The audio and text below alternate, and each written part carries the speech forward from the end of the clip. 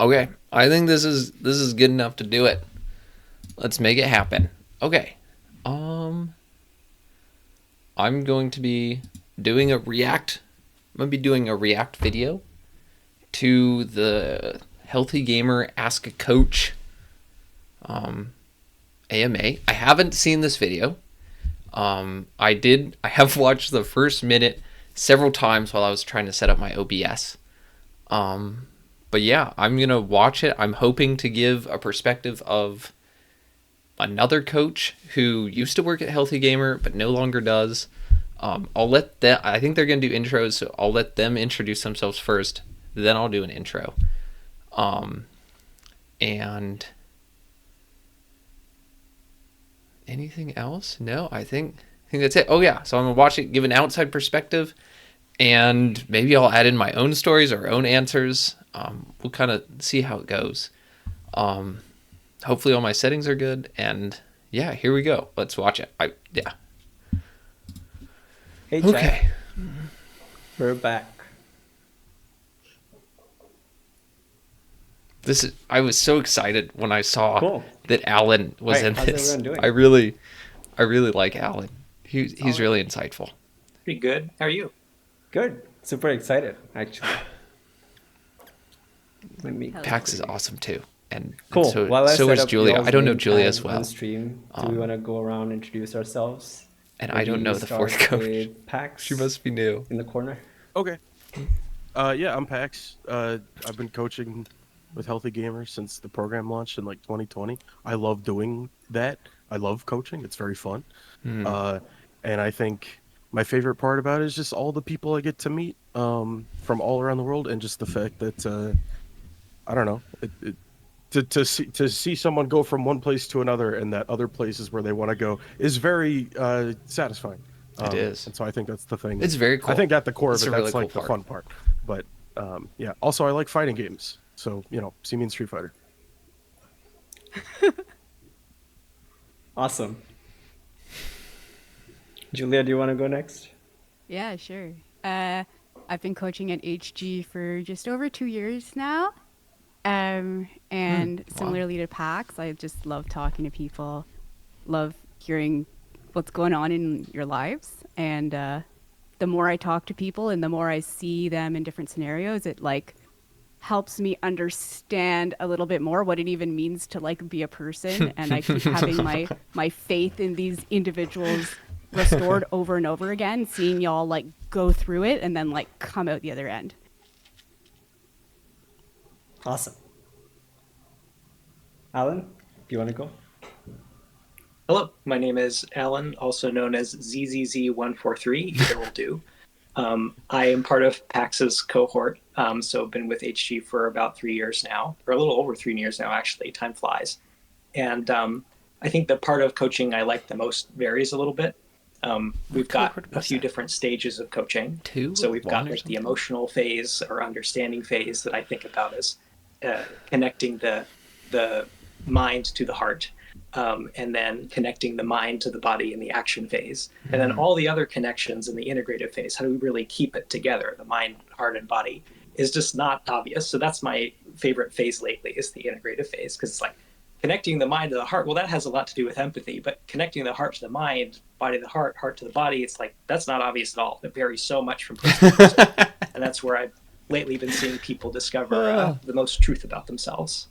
But He yeah, thinks about it's this fun stuff to so contribute much. to people's lives. Awesome. All right, last but not least, B, do you want to go next? Sure. So I feel I'm gonna repeat my colleagues here a little bit, but we're coaches because we love helping people. Like I feel like that's true for every single HE coach. In addition to that, for me, I feel there's two aspects to coaching that make it very worthwhile for me. One of them is the puzzle. Like, okay, what do you need? I'm gonna be there to find it out with you. And the second part is the collaborative nature of it. It's like I'm not gonna just go there and solve the puzzle for you. We're gonna solve it together. I'm gonna work with you, and we're gonna solve your puzzle. Damn it, I'm gonna be there with you every step of the way. So for me, is that mix of helping and figuring out the puzzle together is what really, this is the job for me. Awesome. Cool. Okay, so those are really cool. They picked some good coaches for this, it feels like. Though I do also feel like most coaches at HG are pretty good.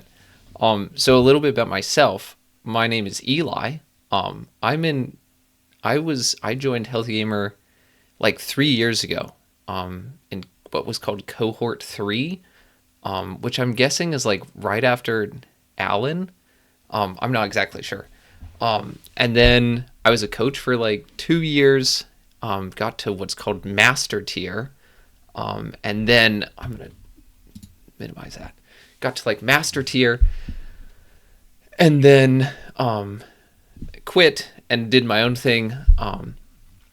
And now in between doing my own thing, I decided I would make some content and react. So to this, I heard about this. And let's see, what did I like about coaching? Well, I actually still do coaching, just on my own now. And I gotta say, I really enjoy, like they're saying, the aspect of helping people out. I really resonate with what Pax said of helping people get from one place to another. I've definitely worked with some clients who they start in a place that's really, really tough, and we work through it together, and a lot of times they end up coming out really successful. And I like still draw meaning from those success cases, from working with those people. I think kind of like Bea is saying, I like the exploration, the kind of figuring out what's going on with someone and why if someone's stuck, or maybe why, they're having a hard time doing something that they want to do. And then trying to pick the right tools and the right strategies to figure it out with them and help them get to where they want to go. I really like that.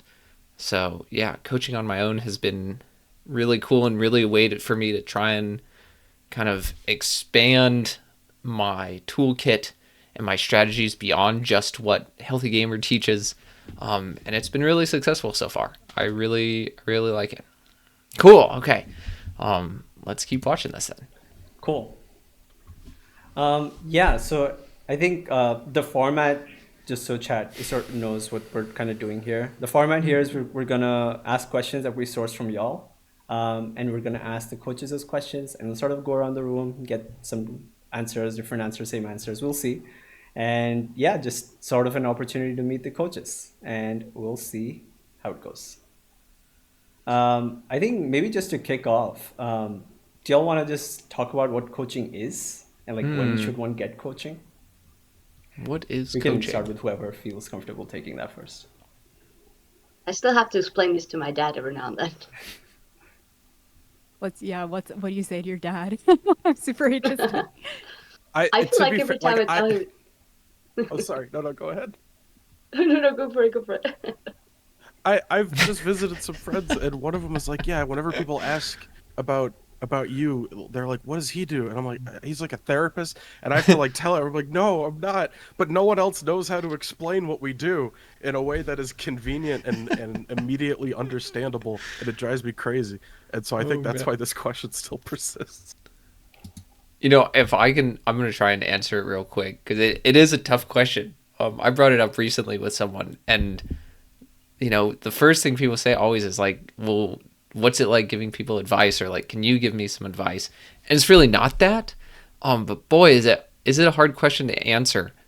It's kind of like being someone's, you can kind of play a lot of different roles. It's like being someone's support system, but also like a little bit of their guide, drawing upon some like some knowledge of like deeper emotional awareness, some like motivational interviewing, some like kind of classic obstacles that get in people's way. So you kind of like guide people through this, but then you're also just like almost like their friend in a way, just like down in the trenches with them, like trying to help them out.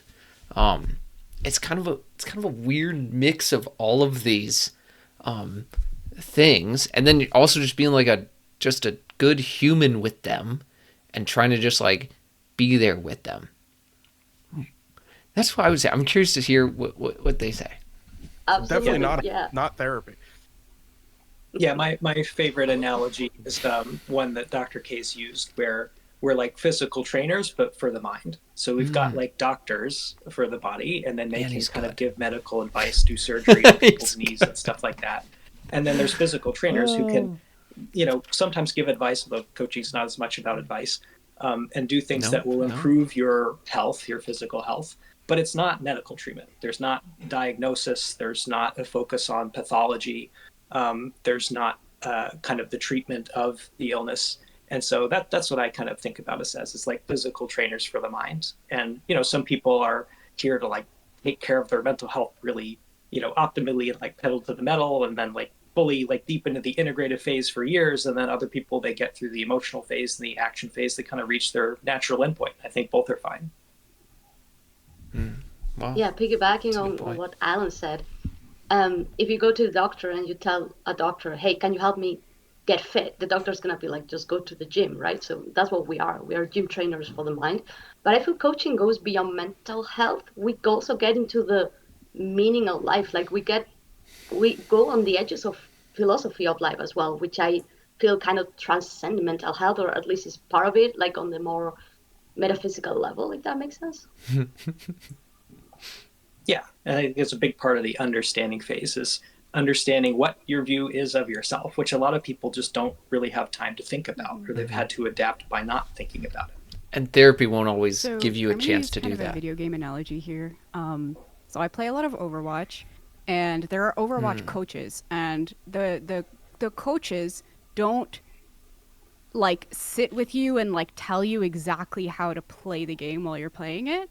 What they do is they get you to like say your thought process as you're going along and playing the game, and then they'll tackle maybe some of the thought process along with you. And part of that is like VOD review. So like you go back and you watch your match and you're like, oh, that was weird, I used my like on a nade here and like maybe I didn't need to. And like resource management and like all this kind of stuff. So do a lot of that they in help coaching, you I guess. tackle Yeah. that rather than kind of spoon feeding like, here is exactly what's wrong and here is exactly what you need to do. So in terms of when you get to that phase, it's like, oh hey, so I'm like playing comp and I'm not climbing and I literally do not understand why. Like what it like, is it like I don't know, I get stuck in this like mindset, I'm just blaming all my teammates, or like it just seems like the matchmaking is against me. Can I add one more metaphor that's different from what Julia said, but also kind of adds to the message that she was trying to convey?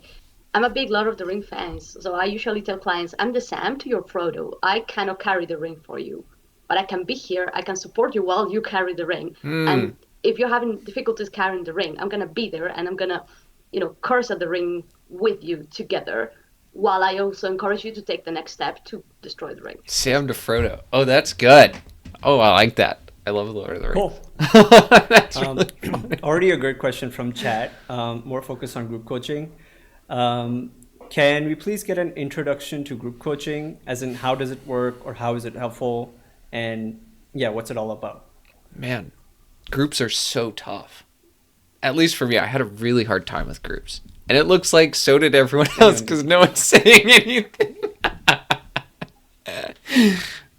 Someone's got to talk about groups. Like the ideal group coaching scenario is like the whole point, at least in my mind, and I haven't done it in a while, but like See, is look, to hasn't take done a it in group a of while. strangers from more than likely lots of different kinds of backgrounds, but all suffering in similar enough ways. Take that group of people, teach them how to openly and authentically and compassionately communicate with each other about what they're struggling with. Teach them how to not give advice, teach them how to open up space for other people to talk, teach them how to restrain themselves if they talk too much, and then give them a weekly hour and a half to actually get together and talk about whatever it is they want to talk about and see what that group of people, like how things look for them, like 3 months down the line, 6 months down the line, a year down the line.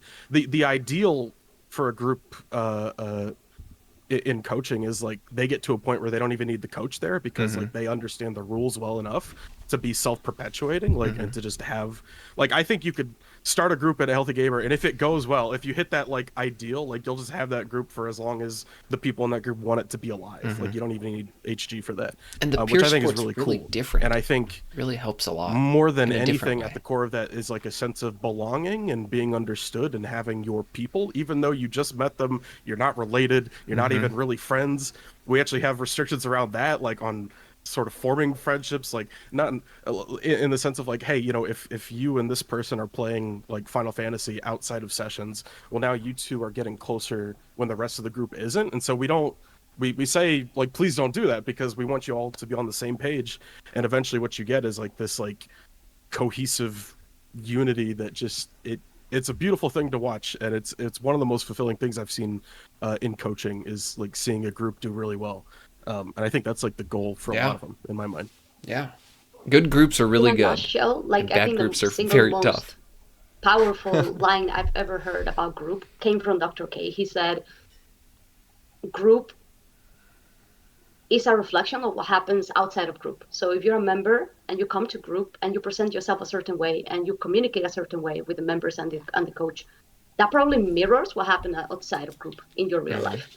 So for that reason, I feel groups are especially good for people who have trouble socializing, social anxiety, loneliness, and maybe they want accountability for the goals and a place to check in, like to make sure that they are pursuing the goals and getting the support that they need to accomplish something difficult every week. Is the perfect training. I feel group is the perfect training ground for whatever you want to accomplish outside of group.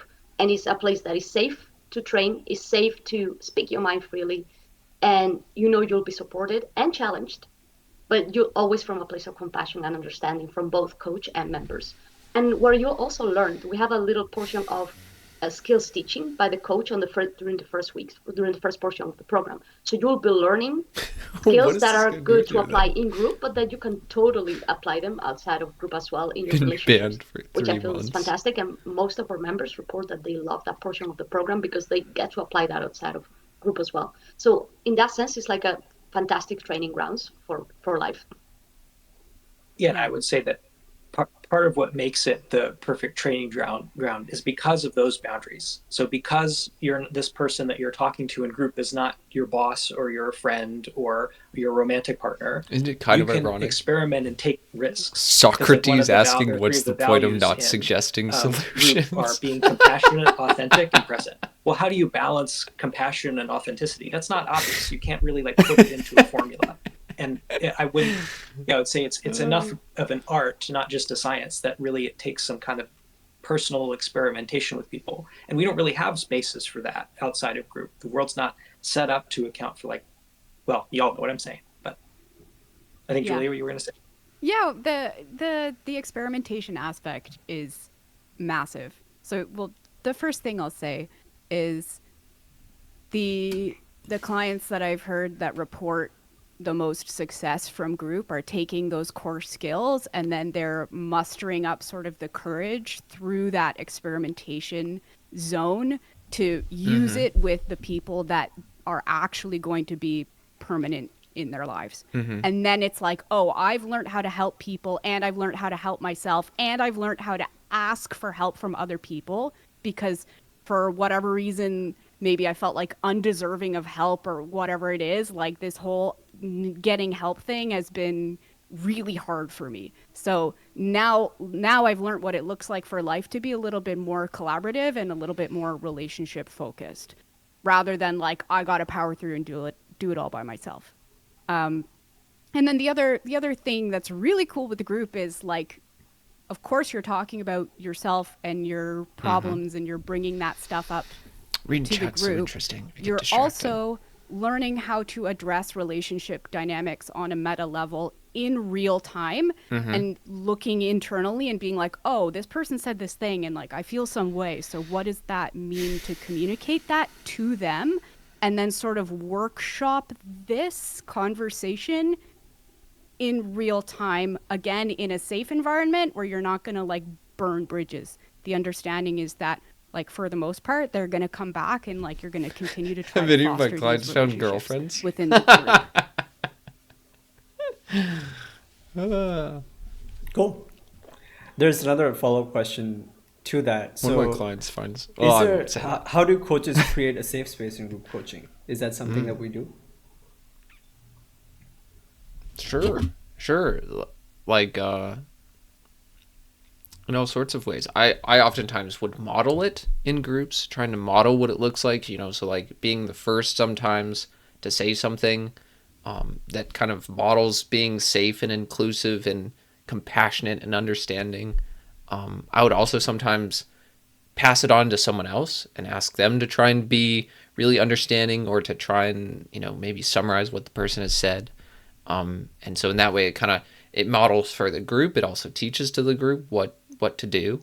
And it turns out, it seems like people actually really enjoy holding that kind of space for each other. When I worked with groups, like people really liked it, and preferred it really. Well, we do. Yeah, we do that. Oh, sorry. Go ahead, Bea. No, I was just gonna say, yeah, we do that. So we want a place where Well. people can feel safe and also a space where people can be challenged. So people can disagree in group. There's even moments in my groups where people might say some judgment. And in that case, what I try to do as a facilitator is try to dig underneath that and say, like, okay, how can we understand this as a group? And a lot of that, my sort of bias as a facilitator is checking in with empathetic capacity and trying to get a sense of how much capacity do people have to be compassionate, authentic, and present. And if someone's low in empathy, they're not necessarily going to have the capacity to hear what the other person is saying. So sometimes that involves stepping in and requiring some kind of mediation. And then it's the kind of the call of the facilitator to say, is somebody far enough out that they might not be the best fit for group? Which Yeah, person's a robot? the safe. Sorry, yeah. No, go for it. The safe space, like, it's a tricky question because, like, I want to just be able to say a blanket yes, but the fact is you're getting in with a group of 7 strangers, and, like, you can't from the get-go guarantee that every place is going to be safe. What we can do, though, is like what Alan said, is react in the moment and try to make sure it doesn't get so out of hand. Like, part of the space being actually a little bit judgmental and a little bit quote unquote unsafe is like, okay, so how are we going to manage that and how are we going to deal with that? Like, is this just the whole group is going to explode now? Or is this like, we're going to try to move through this? Like, there are known phases that we've like observed in our groups where the group is just like, yo, we're going to fight each other. Like, we're going to kind of like battle it out. We're testing these boundaries a little bit. We're trying to try to see how far I can go and how blunt I can kind of be before people are like, hold on, wait a second, try to figure out what Pax, that good looks like. chat. The safety really, like, the for me, the fundamental aspect of the safety is we have those 3 presence, authenticity, compassion pillars. Like, you got to have all 3. That's the one thing. And then the second thing being that there's no real life consequences, is like, we've tried to design it so much so that you can't, like, your life is still your life. You walk out, you log off, and you go, and like, it might feel horrible, but you haven't destroyed your life by having conflict. Yeah, like those people, the rest of members don't bleed into the rest of your life. You're not gonna see them at the office. You're not gonna see them on the street, or they're not your neighbors, right? But piggybacking on what both Alan and Julia said, what does safe mean in this question that we were asked, right? Like, safe doesn't mean, oh, rainbows and unicorns and everything's fantastic all the time. Discomfort, it can be part of safe. Like, that space is safe. Sure. Doesn't mean there's no discomfort in it. Sure. If the person who asked the question by any chance is concerned, like, about extreme situations or something, we have policies to, like, keep that in check, so to not absolutely ruin the experience for all the other members just because one of them is doing something crazy, right? But that doesn't mean that discomfort is not part of group, because it usually is, and there's a lot of growth and benefits to gather from it by everybody involved. Yeah, there's a huge amount of growth from whatever Jared's point's exactly the what conflict coaching's may about. end up being. It's what Alan just said, and digging at the deeper, end of the day, like, if you're digging into it. really uncomfortable with it, you're really not feeling it, like, clients always have the option to direct message their coach, like, privately, and be like, hey, when so-and-so Dig in. did this, I didn't Yes. say anything, I didn't like Say it, yes. People do I don't dig want to down talk in about group. it myself in group next week, can you talk about it? And like, yeah, like that's something that you can always do. Like if you don't feel comfortable with something and you don't feel comfortable addressing it, like just reach out to your coach and they'll know what to do. Or they won't, but they'll figure it. Yeah, they'll ask other coaches and then figure Yeah. it out. Yeah. Do y'all want to talk about like all the support, support structures that are in place for that? Oh, dude, I don't know how I'd do anything without it. Even though I don't use it that often these days, the fact that it's there makes me very secure. It really helps me feel like we're chilling because we have, I mean, I don't know how much, I mean, we have office hours. We have, we don't Case call it review? supervision anymore. We call it something else, case management, Case reviews. case reviews. It's not supervision We have anymore. case That's reviews. hilarious. We have office hours. We Okay. have like events and stuff that are educated. We have Independent clubs. We have a contractors lot don't of get stuff to help supervised. people out with coaching specifically, though, and whether it's run by They other just get to coaches choose who to show are up to case really on their review. A game and know what they're doing, or if like in case reviews where it's run by our mental health professionals that we consult with, like. That's every week, multiple times a week. You could just come in whenever you want to or not. It's just there. You can talk out whatever problems you have anonymously with people who want to be helpful. And it's insanely valuable. Like, it makes this job so possible. It does really help. And I I'd liked say one of Pax's the office main- hours. Oh, sorry. He runs them. They were good. I I was was just just gonna gonna say. Jinx? You go. Yeah. Go Be- Alan. Alan, be it- it's you. Okay, go for it. Let's be it. I'll be quick. I was just gonna say that the main support that we have is all the coaches. We are global. There's always someone awake, like on the other side of the world. Always, we're like awake. Like the HG community is awake 24/7. So we have channels where we can contact each other, and it's like I'm having trouble with this, and there's always a fellow HG coach that's gonna go and help you, give you materials, give you support, all sorts of things. So It's kind of fun to do I that, feel actually. like I've done it a few my times. coworkers are like a huge source of support in addition to case reviews and office hours It's hard, though, because, like, and all the everyone other else wants to additional help amazing so support that we fast. get. You know, you gotta be Sorry, fast if you want to you help go. someone. Yeah, so I would say that this is what makes HG is listening and empathy. That's kind of the core of what we do, and we listen to each other as coaches. It's not just Dr. K's ideas or individual coaches' ideas. It's Dr. K and mental health consultants who are licensed professionals who can kind of give us more context, even though we're not providing medical treatment. It kind of helps us be safe, and we've got office hours run by coaches, and we've got water cooler and more social events. And then we also have y'all. So each time y'all fill out a survey or give us feedback, or if someone drops coaching, and then they get a call, and then we try to ask like, hey, what's going on? What went well? What didn't go well? And that collection of data is our most valuable source of information. We've got a great research team that goes over it too. And then that research is kind of synthesized and then kind of spread out among all the other coaches. So we're getting better and better as time goes on. Cool. That's cool. Awesome. Let's get It's a to very one of the positive questions spin. that we have from our YouTube community. This was actually the most upvoted question, so I'm gonna go over it first. This person asks, so this is more in the context of coaching. How would a coach sort of approach this situation if a client came with this problem? But they're asking, how can you deal with triggers in a relationship? Sometimes people are scarred from bad experiences, which makes them react more extremely in some situations because it triggers the old pain. How should you deal with this as a triggered person as well as a romantic partner? Boy, that's a good question. I want to share real quick before everyone else does. I feel like if they share first, then it kind of, I don't know. It feels like maybe I could just be copying them. Who knows? But I have had a client who I don't know how much to share here, but there was a lot of triggering and being triggered in the relationship.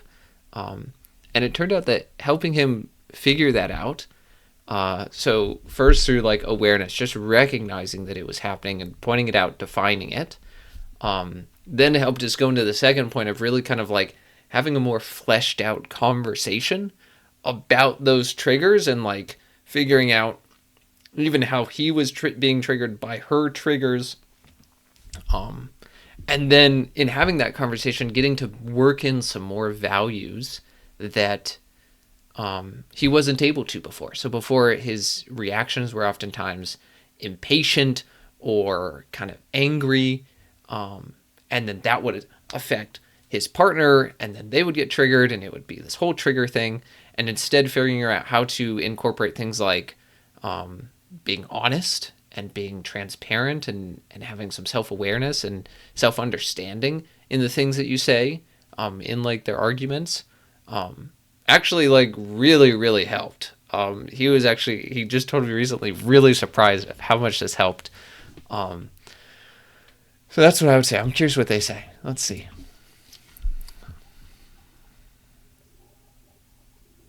I have So a the lot first- of thoughts about this. Yeah, me too. Sorry. Alan, I want to hear your thoughts first. Me too. I'll just start with some What's Alan gotta general say? disclaimers. So one is that when we say triggered, so sometimes that refers to a package of emotional cognitive data that's just stored in the past. And that's not necessarily a clinical issue. And then on the other hand, there's trauma that rises to a clinical threshold. And in those kinds of cases, if you're kind of unsure, you have a clinical concern, the answer is to see a licensed professional to make sure. Because sometimes talking about it or doing a lot of the things we might recommend as coaches isn't necessarily the best way to deal with trauma that rises to a clinical threshold. And that doesn't necessarily mean, when I say clinical threshold, that doesn't necessarily mean you're diagnosed with complex post-traumatic stress disorder or post-traumatic stress disorder. It just means that it's trauma that's bad enough that you would need a licensed professional in order to navigate it in a safe way. But most of the time when people say triggered, I take it you're not using it in the technical sense. You're just Good kind of disclaimer, using it in a more Alan. casual way, Well put. where people just sort of get activated. And in those kinds of cases, one of the things that we start to focus on first is listening, which is the most important part of communication, where you're like, what exactly, when the other person says something triggering, what does that activate in you? If you're responding, are you responding in kind of a more empathetic way or a sympathetic way? Mm-hmm. And these are things like, so if you want a good example of this, if you watch the first 30 or 40 minutes on stream, Dr. K is not problem solving and he's not reassuring. He's just kind of reflecting back what the other person says as a kind of mirror and asking open-ended questions. So not multiple choice and not kind of yes or no Closed, questions yeah. most of the time. And in addition to that, if the other person is kind of resistant, if that inspires some more like strong emotions or kind of active ego, we can talk a little bit about what ego means, he's still doubling down on that kind of understanding. Now, if you find yourself triggered and you find yourself unable to understand, you can kind of decrease the amount of triggers you have, but I don't know that it's possible to eliminate all of them. And there's some monks who might disagree with that. Yeah, there you go, Alan. Sometimes you can't. I think You about can't it eliminate all of them. as something that's a little bit different than love. Where with love, with our It's just method not always meditation, you useful. kind of give it, and then you kind of get more of it. And like you imagine yourself loving an enemy, and then you're loving someone you respect, and then it kind of grows and grows and grows. Whereas for empathy, you really need to kind of receive some of it in order to get it. So sometimes if you're having trouble communicating with other people, you need to be kind of listen to yourself. And that's a lot of what we do as coaches. Kind of some self-listening. I like And that idea, Alan. There's so Yeah. much like groundwork like within that, because like there's so many like foundational principles to help understand the scenario that I think like need to be understood on some level. Like it's exhausting. But my go-to It's is true. always like, because I've coached enough people who are having relationship issues where like I tell them all the same thing at the top of it, which is like, if I could talk to both of you, that'd be great, but I can't. That's not how this works. And Even if you which is can why I always sometimes, it recommend, doesn't like, always a couples counselor do or something much. to that. Someone that obviously don't just go with anyone, but like try them out, get a consultation. I find started someone you doing that trust recently in my own but like that's stuff. always It my doesn't- preferred go-to recommendation right off the bat, is because like you need someone who can be objective about the both of you. But beyond that, it's like, what was this question from the perspective of the person getting triggered, or from the perspective of the person dealing with the person who is experiencing that? I think they ask about both. Yeah. Both. Okay. But yeah, I mean, Alan's totally right. It's like listening is essential, and like you need to, but not only listening to your partner, but also listening to like internally, like what is screaming within you in that moment that is not, defensive or deflective, but is actually like, learning how to understand your own pain, which like you would think like, oh, it's my pain, I know it, and it's like, do you? Maybe. Like, when was the last time you like sat with it and didn't try to distract yourself from it and really observed it and like noticed where it was like coming Pax. from? Pain sucks The to more look at. clarity you can It get really on that, the more does. you can effectively communicate to your partner and understand what your triggers are, sort of how they affect you, why they affect you in that way. You don't even have to honestly always communicate that or even understand that, but it's the fact that it's there. And then your partner, hopefully, ideally, the way I like to think about it now is like, okay, we're two human beings who are up against our own like internal BS, and we're trying to create this like thing outside of ourselves that is like cohesive between the two of us. So it's us against our own internal BS to make this thing, and which means observing that stuff, understanding that stuff where it comes from, and like just pointing it out as it happens and checking in, and then like learning how not to feed the beast, whatever that beast may be. So like if you have been cheated on and you have a lot of trust issues and you feel like compulsive needs to check your partner's phone, having that understanding that you have that and telling it to your partner, and then like letting your partner know like, hey, I'm feeling like I want to check your phone, and then your partner could be like, you can if you want to, like give them that I choice. feel If they statements. refuse, like they're not feeding the beast, they're making that some scar a bit smaller. It's going to be easier next time to deal with. And if they give in, it's not the end of the world. Like, we take it one day at a time. Some days you're a lot stronger than others. And so it's a long process, and it requires a lot of understanding, a lot of listening, and a lot of patience. But yeah, I realize we're only supposed to limit our answers to like 2 minutes, so I don't want to take up too much time. I think you made it. You did good, Pax. So If to you ever avoid hear adding this. too much to what these two blokes were talking about, something that can be helpful to go through in coaching is like, okay, what's the thing that hurts? So like, what's the event? Then what's the emotion? So understanding the emotional reaction, and then understanding our reaction to that emotion. So like, what's the behavior that follows that?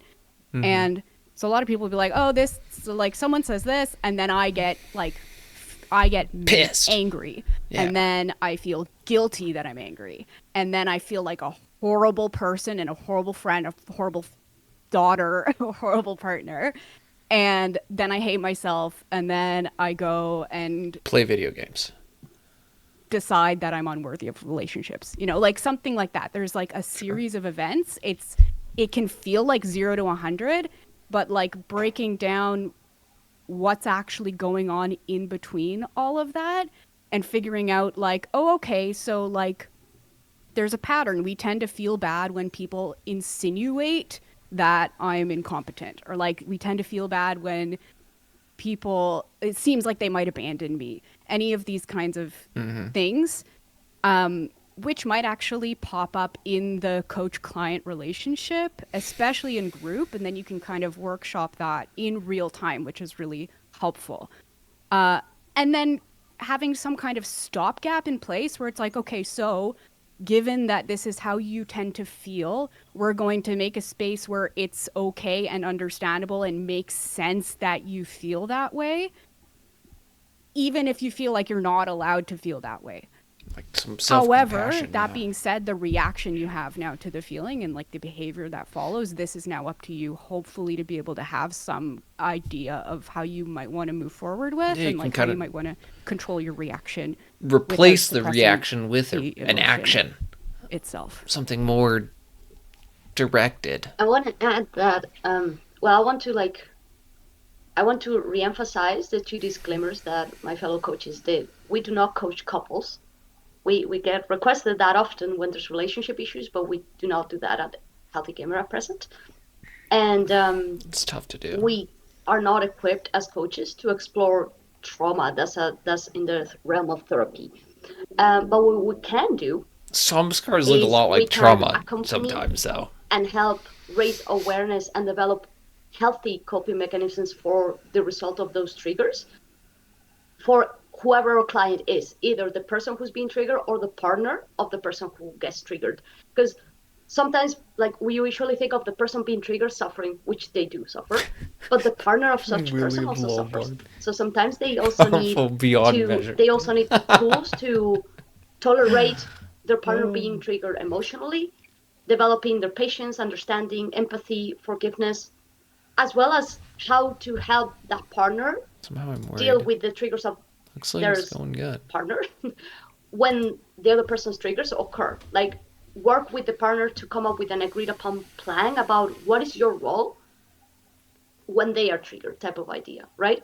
And to let that person also know that it's okay for them to communicate how they feel about the other person being triggered, being authentic from a place of compassion in order to avoid later resentment by expressing yourself to your partner, because that can be really hard. Like, seeing a partner suffer through triggers that you may be a part of, that can also be a very hard place to be in.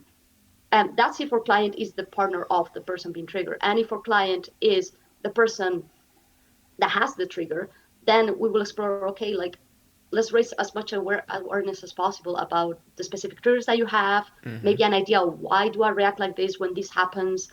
And then we can help you manage those triggers at both an emotional level and at a practical level too, and to decrease the emotional reactivity, as well as to how can I develop self-soothing techniques, healthy coping mechanisms, and Are we on just dollar signs regardless to of you? who of these two people is our client, working on improving their communication skills so that they Oh, can man. communicate with their partner, whoever one of these two is our client. Because at the end of the day, you have a romantic partner With and most one of my of you is clients, triggered. Both of you need to Money's communicate really for not that important. So we can help with that as well. And all of that gets amplified into high tier end game rating when you have one partner gets triggered by something, and then the fact that they got triggered by that thing triggers the other person, and then they do something that triggers this person, and then you just have this. It's like, Really, dude, being yeah. a human is so hard, but it's fun. It's worth it. You just gotta figure it out. Chain reaction for There sure. you go, Chris. Yeah. In chat, calling it like it is. Yeah, healthy All right. gamer coaches In don't the make meantime, a there ton was of money. a question that I can take actually real quick. Other Should I than start look like coaching paycheck to immediately, or is there a paycheck. wait list? We do have a number of spots right now. There's no wait list at the moment, but spots typically tend to go fast. So if Or have you a do wanna second sign up, job or something. now is a good time. Cool. My partner Alright. supported me through Next it. one. How do I get rid of the fear of being judged, especially when meeting new people? As a coach, what would you sort of work with someone? How would you work with them on that? Well, the first this is thing, a trap It's impossible. question. yeah, It's impossible. What were you thinking, Alan? I'm curious for your thoughts first. Okay. Well, the when I hear get rid of X emotion, then I kind of like have alarm bell go bing bing bing bing bing. Okay. Because how do you get rid of being afraid Annoying of being alarm. judged? Is you like hide in a hole and like never emerge. Like I don't know what being a human looks like and not having some fear of judgment at some point. So the question, like the line of questioning I might go down is maybe about that, like about the tendency, if there is a tendency, this is like a big if, to want to hide away from negative emotion and like being unable to move through. So it's like I'd rather Maybe- not feel the fear and maybe an understanding of what confidence looks like. Does confidence mean I don't feel scared? Learning to tolerate it. There's that feel the fear and do it anyway is kind of the first thing that came to my mind, but that feels really like read this book called Feel the Fear and Do It Anyway. Yeah, so It's so tough, I would want to but you ask can- about that, the relationship talk about the with fear those to kinds of emotions, with fear, reduce it to a with tolerable judgment. level, that's What for does sure. it look like? What does it feel like? What's it like to be vulnerable in that sense and be in front of new people? And what are we afraid of them thinking? What are the main things that we assume people are thinking about us? And like, what's up with that? Where does that come from? Please flesh Yeah, out what so- I've said, other people. So I don't know how much I can flesh out because I think that's really the core of it. I will say sometimes I can be a little bit of a troll. So sometimes When I was might Alan say, a troll? What? well, Come on, Alan. there is a solution to getting rid of the fear of judgment if you're worried about someone judging you, is you can kill them, because studies show that dead people are not able to judge you. So, but I think that There is no study that says that. That's cap. I don't. Just cite your sources, I'll Alan. send you some sources later. We try to cite our sources at HG. But I think. Oh man, did I work here or I what? would try to Jeez ask some big Louise. picture questions as well, of like, what's important about getting rid of the fear of being judged? Like, what are some of the goals that's connected to that you want to accomplish? And kind of, especially because people tend to ask questions like that during the first few sessions, and a lot of the times the coaching goals that they have aren't necessarily all that fleshed out yet. So we'll try to tie it into those.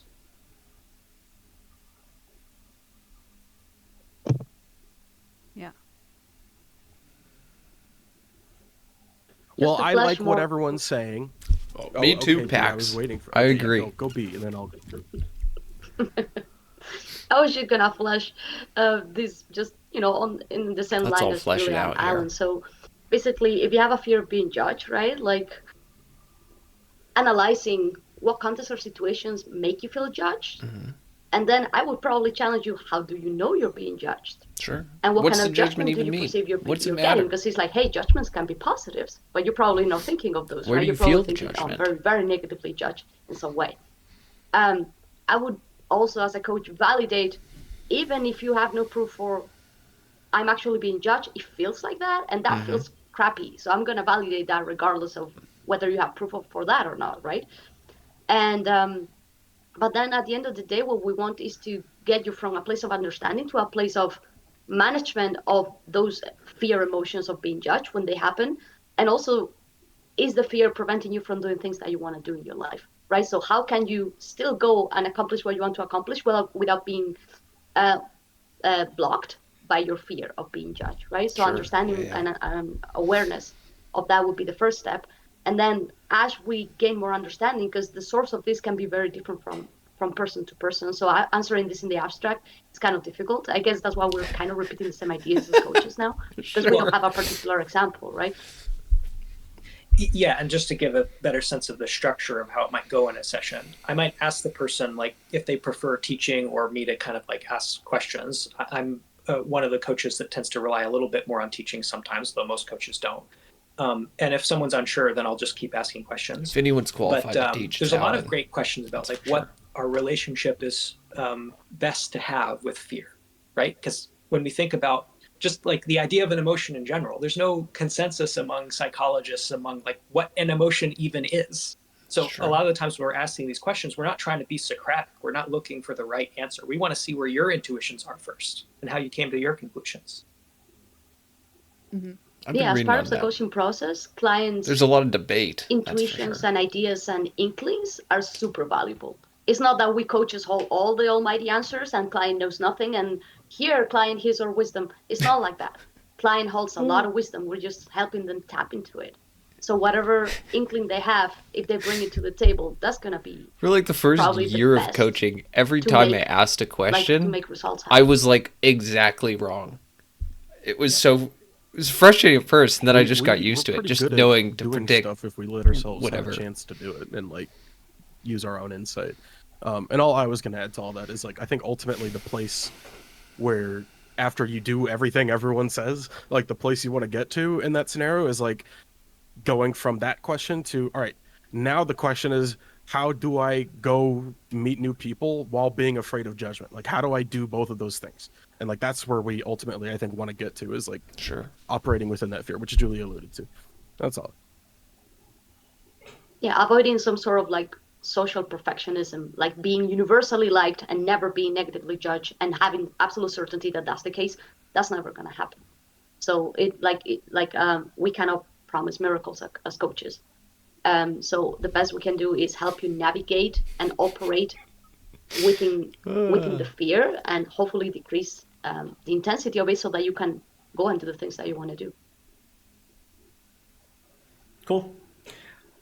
There's a really good question in chat. How is coaching usually structured? Will goals be set on the first session to benchmark later, or how does it work?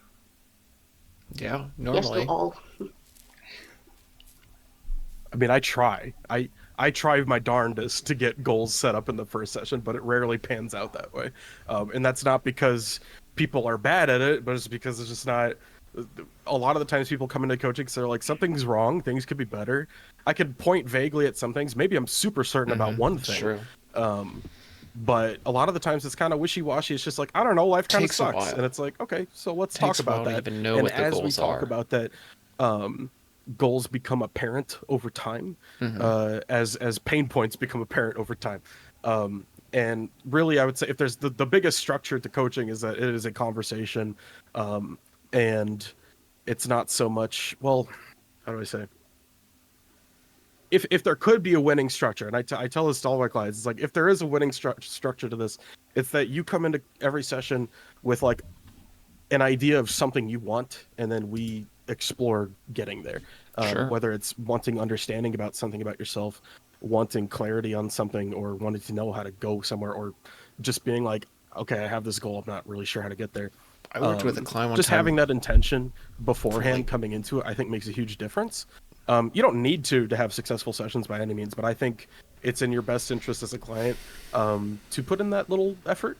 Same with like journaling every day, like that helps too. Well, now I'm getting into a different topic, which is like how to be expeditious in your coaching. I worked with a client one time for like several dozen sessions before, after a while, we realized that actually like we were kind of like misguided and we had to pivot, and like it was actually all like kind of a trap in a way. It was useful to know that, but yeah, sometimes you set a goal and it turns out it's wrong, like they're kind of saying.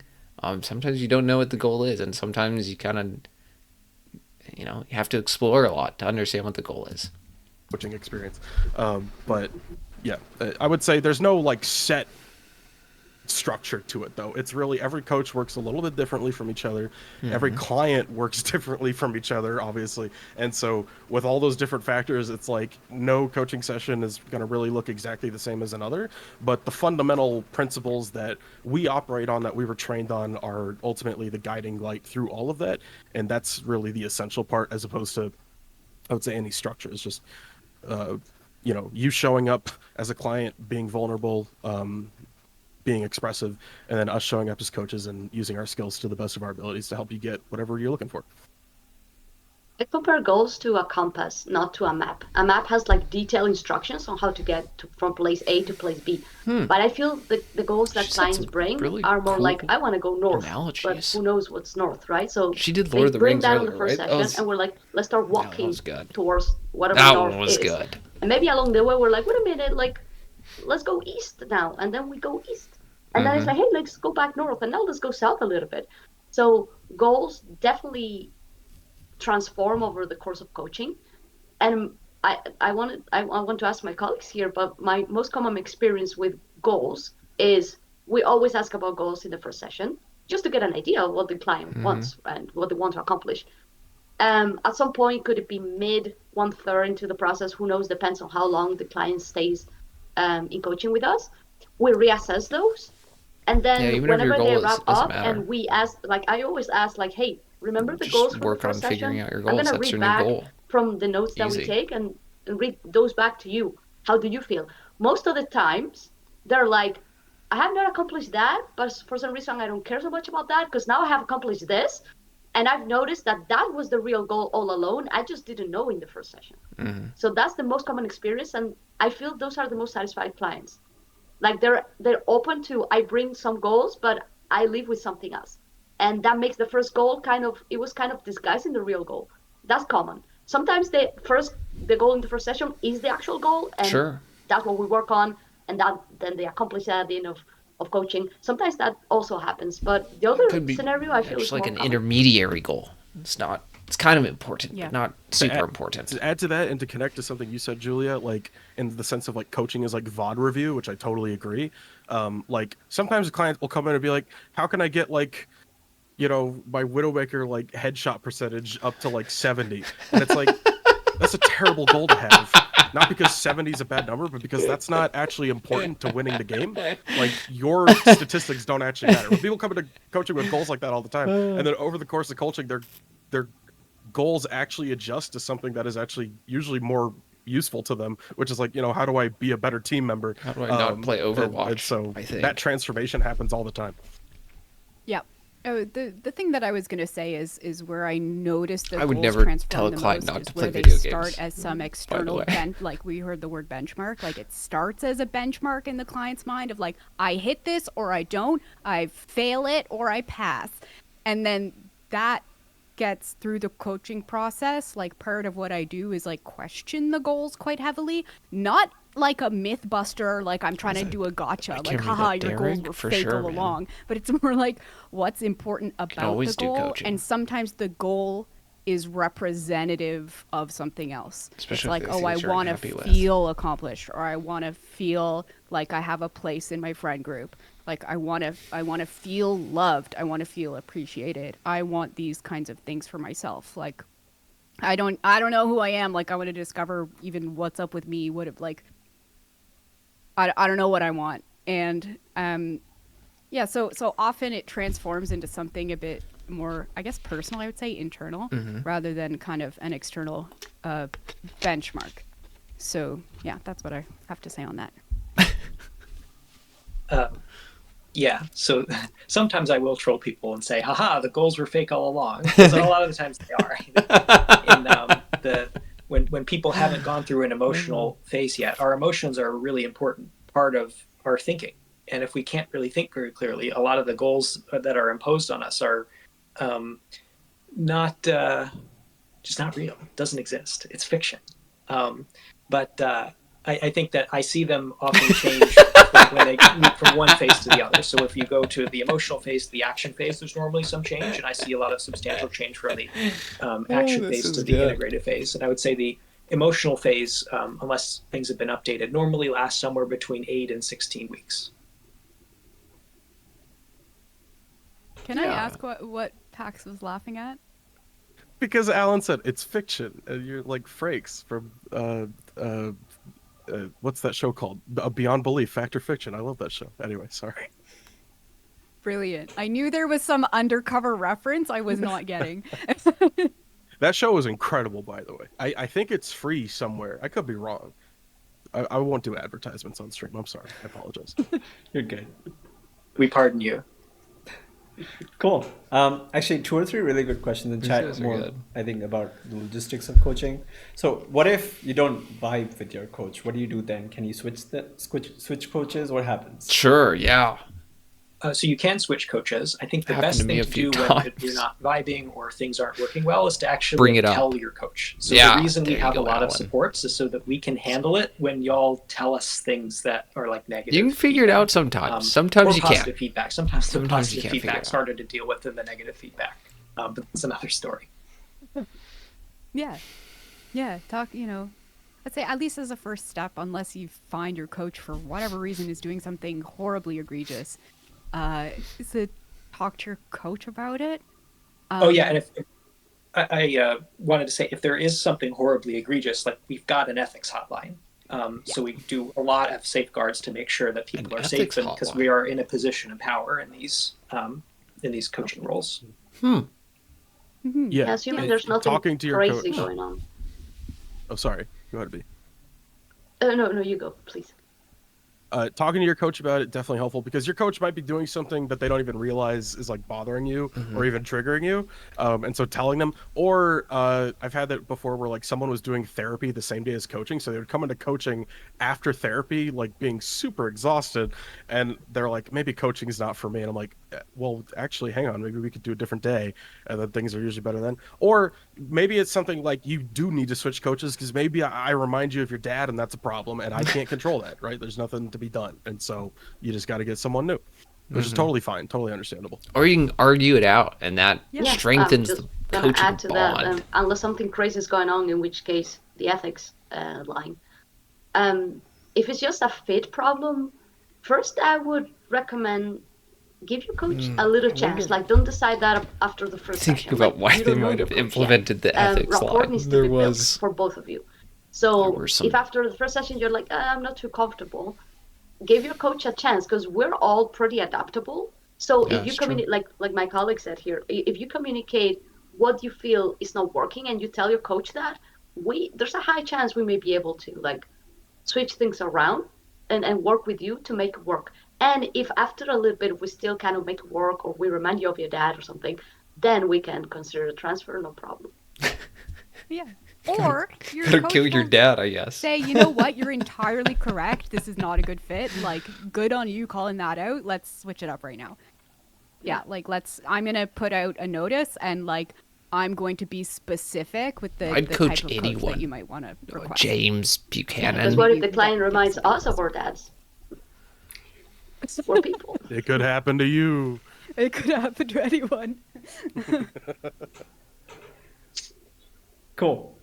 The next question is super interesting. I think we have time for maybe one or two more. How many sessions to fix the issue?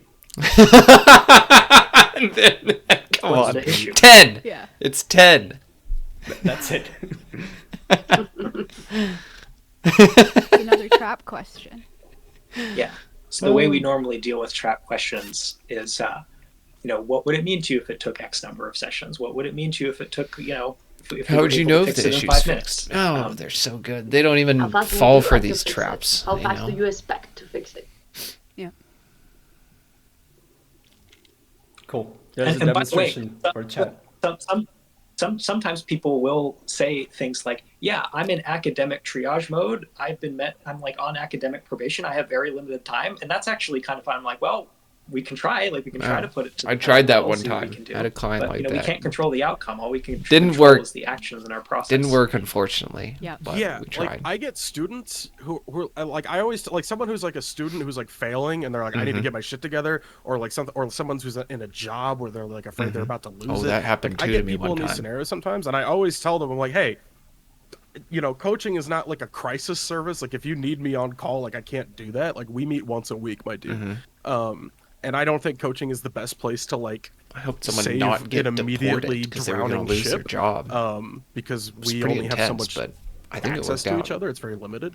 But for something more sustainable long term, like I'm always down to try. Like Alan said, it's like we could give it a shot, but I'm gonna let you know I can't guarantee anything here, and that's true. Like Yeah. I'm always. we don't like we're useful and we don't fix things, which I think is hard to describe. At least for me personally, it's like we don't fix anything. Don't but fix we anything. Are there, and then things get better. Yes. And it's so science weird. somehow, and it's true. It's so But weird. anyway, that's all I have to say on that. Sometimes, like, surprisingly, Oh, so yeah, it I works feel so like- well, and you swear you're doing nothing. I feel like whenever someone comes with like a deadline, Grade like, hey, I need to pass 62, this exam, yeah, and man. I just came to coaching Sign up for today's the Healthy first Gamer session, Coaching. and I need to pass in 2 weeks, and I have been procrastinating for 6 months, and now come on, chop chop, 2 weeks, we need to pass this exam, right? Like Alan and Pax said, like I would give it a shot. It's like sure, dude, 2 weeks. Sometimes you got to Big figure it out when it disclaimer, doesn't go well. I do not perform miracles, but hey, I can drown you in resources. Here's like all of the resources, but I cannot guarantee that you're gonna have time to process them, basically, because like we have 2 weeks, and sometimes I've been working on these for months with other clients that are not in such a rush. So I can drown you in resources if you want. If you want techniques, hey, I can give you the techniques. But if they don't work because of the time constraint, that cannot be on me. Sure. And then, like I said, you can process it afterwards Cool. and figure I out think last question just how, to wrap why were you up. even in that situation. What's the difference between one-on-one and group, and when should you do whichever one you choose to do? How do you choose? I want to throw out a don't know. caution, okay? Because I understand why this happens. I want Do to both. caution people against thinking of group as a cheaper replacement to personal, because they're different. And yes, one is less expensive. They're Do not the both, see same. what works. So I'll let others. I had kind some of group fill in clients some change gaps to there, but personal. That's my caution. After. Super true. If you have a ton of stuff to work through that, like if you go in a group and every week you're like, man, I didn't really get to talk about my stuff, you probably need to be in personal, like, because you're not going to get to talk about your stuff every week in group. A lot of the times it ends up in this like spotlight style where That's one a good person way goes, to and the do next it. week someone else goes, and the next week Like someone a else catalyst, goes, and everyone's kind just there of. to support them.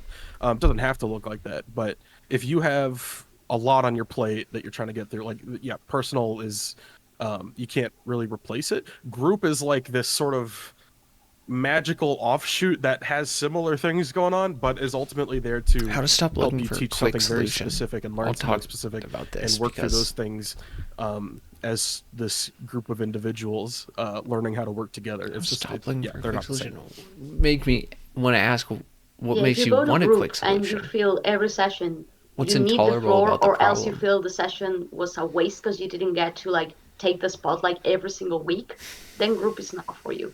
Because you need to go to group with the understanding Group's like sometimes a the social attention's on thing. me, other times I'm there to support others. You need to want that a little bit. You need to want to be that person for another fellow human being, Group's like several joining an fellow human beings. intramural And if sport you or just want something your own problems addressed, versus but you being don't the want to trainer. take Or, care you know, or having a of physical other people's trainer. To problems, go with the or analogy. you don't want to do the extra step of looking at your own problems through the lens of someone else's by listening to someone else's. If you don't want to do that kind of work, then group is not for you, and one is. Sure. Yeah, I've had a fair amount of clients who have done both, and the way they tend to describe it is How much that longer is this? Oh, we got 10 personal minutes. coaching is, Okay. in a way, sort of the easy mode. I mean, it's a challenge. It's something that requires a lot of effort to get a lot out of it. Modern-day stoicism. But who's responsible for Man, changing Chad- personal is the Chad's got a lot coach of and the client, questions. 50-50. And it can be actually a problem if This is coaches feel like hard. they're putting in like I'm 90%. surprised these guys are having For group, such a long everyone in the discussion. group is responsible for change happening in the group. And there's all kinds of different complications that can come up. So I almost think about group as a kind of advanced form of coaching. It can be more fulfilling and more rewarding for people in a lot of ways. 18 to I think 22 that age. hearing What? feedback and perspectives from a group member is a lot different from a coach who's like paid to be there and to like be supportive. So there's definitely benefits to doing it, but yeah, I would echo Julia's caution that just because it's cheaper doesn't mean it's easier. Sure. It's Yeah, different. easier, or It- you'll it- get the different, same yeah. benefit or the same sort of things out of it. Yeah. But you also get benefits that you don't get from one-on-one. Like I've seen some growth in group that I would have never imagined would be possible in I one-on-one. like that. How do you avoid coaching your friends? Yeah. There's just Sometimes you gotta. something about groups when there's this collective. Like sometimes you gotta coach them. Like everyone in the group is crying about like the same thing, and that's different, and that's special, and that's like wonderful. And I think that sometimes there can be more palpable sense of change from that sort of environment than there is from just kind of like duoing it with a coach. When I've seen people do both is where I've seen in personal, it's like the day-to-day, okay, understanding about coaching myself, your how friends do I in a way, walk through kind this of. world thing, and then I'm going to go to group now, and now that we've spoken about these tendencies, I'm going to actually try it out in group, because I realize there's been this thing I've been afraid of saying or whatever, and then now I'm going to try to say it to the group and like see what happens. Just as an example. Yeah, I'm not an expert on it, but my understanding is there is some research that suggests the most creative ideas isn't really that related with something like IQ beyond a certain level, like 104. That it's about the fruitful exchange between the center and the periphery, however you want to define those. And you get a lot more of that fruitfulness in group, I think, when you got 7 heads Man, talking Alan instead of is just so 2. knowledgeable on this stuff. He's got so many The different. critical hits I in swear he group reads so are much on this. I don't know if extraordinary he does, compared but to individually. pretty sure. But there's nothing like it. It's just very different.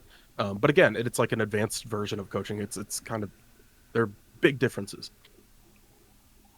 Yeah, group also tends to take a little bit slower to ramp up, I think, compared to personal. True. A lot of first few sessions, people are a little bit confused and they're kind of like, "What is this?" And that's totally normal.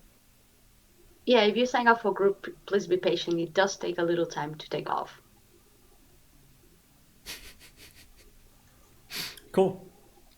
Cool. I know we're a tiny bit over time. Any final thoughts before we wrap up? This was interesting. How about that? It's fun kind of reacting to it. I've never done one Nothing of really these comes say- to mind. I just feel I was- very I pleasant was- feelings. Yeah, I was just gonna say group is my favorite. So I love yeah, group too. like I love group so much. I thought they would ask more questions about like I'm just happy to be here. man. coaching and stuff, you know, Awesome. like Well, thanks so much for y'all's time. This or was like awesome. I wanted to hope hear some like chat also coaches' liked it. stories and stuff. Yeah, thanks so much for your valuable perspectives. You know, they kind of Thanks for hosting. okay. Thank you. Thank you. For sure. I guess that's it. Okay. Thank y'all. See, Take that's care. it. Bye. Yeah. Thank you. Okay. I don't know what this guy's All gonna say right. now. Chat. I'm probably that's the end of my reactions. Okay, well this was fun.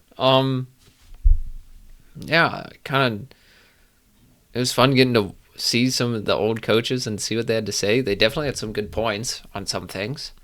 On most things, I don't know why I'm saying it that way. They had some really good points. I think I agreed with everything they said. I would have liked to see some more like of their thinking on coaching. I don't know, like sometimes it feels like the answers are so basic. I would have liked some like nitty-gritty stuff, you know, like but it's tough because I guess they're working with chat and chat is you know, it's I'm going to go back and look at all of them. That's his face is too big.